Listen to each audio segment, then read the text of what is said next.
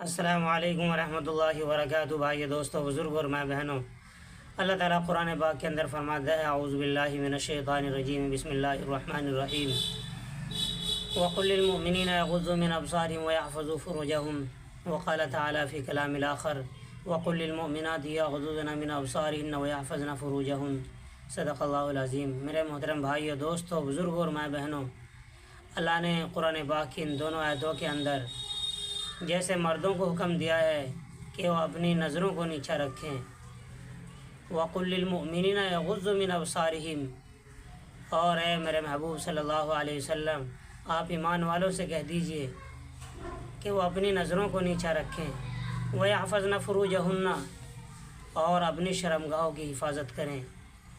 اسی طریقے سے عورتوں کو بھی یہی حکم اللہ تعالیٰ دے رہے ہیں، وَقُلْ لِلْمُؤْمِنَاتِ يَغْضُضْنَ مِنْ أَبْصَارِهِنَّ وَيَحْفَظْنَ فُرُوجَهُنَّ۔ اے میرے محبوب صلی اللہ علیہ وسلم، آپ میری ایمان والی بندیوں سے کہہ دیجئے کہ وہ اپنی نظروں کو نیچا رکھیں اور اپنی شرمگاہوں کی حفاظت کریں۔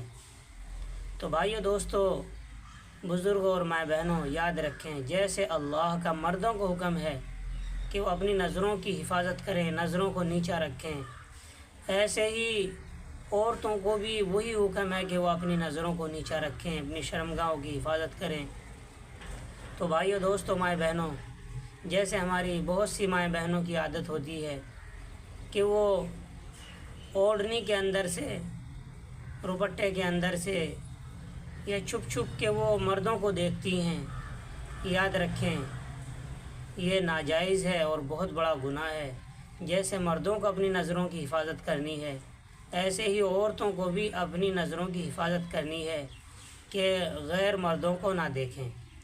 اگر اچانک نظر پڑ جائے تو اپنی نظر کو نیچا کر لیں۔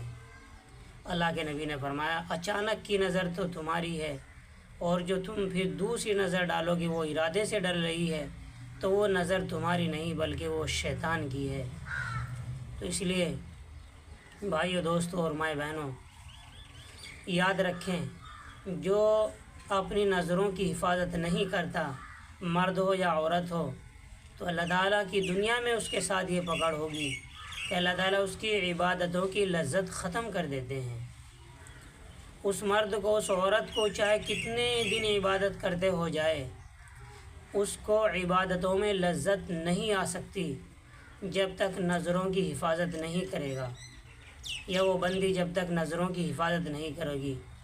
تو نظر کی حفاظت نہ کرنے کی وجہ سے اللہ تعالیٰ عبادتوں کی لذت ختم کر دیتے ہیں۔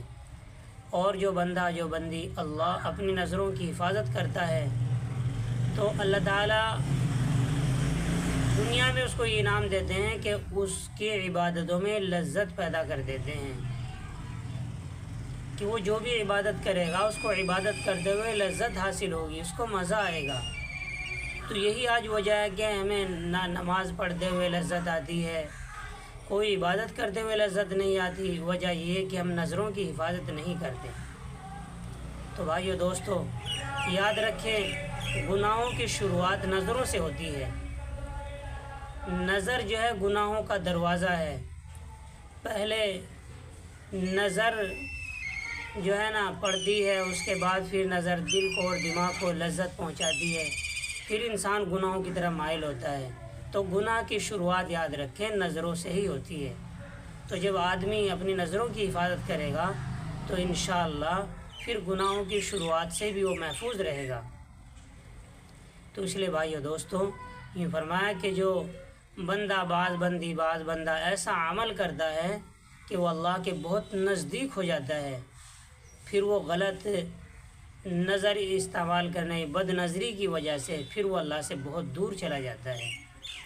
تو بھائیو دوستو، اگر میں اور آپ اپنی عبادتوں میں لذت پیدا کرنا چاہتے ہیں تو اپنی نظروں کی حفاظت کریں۔ اللہ تعالیٰ مجھے آپ کو عمل کی توفیق عطا فرمائے۔ السلام علیکم ورحمۃ اللہ وبرکاتہ۔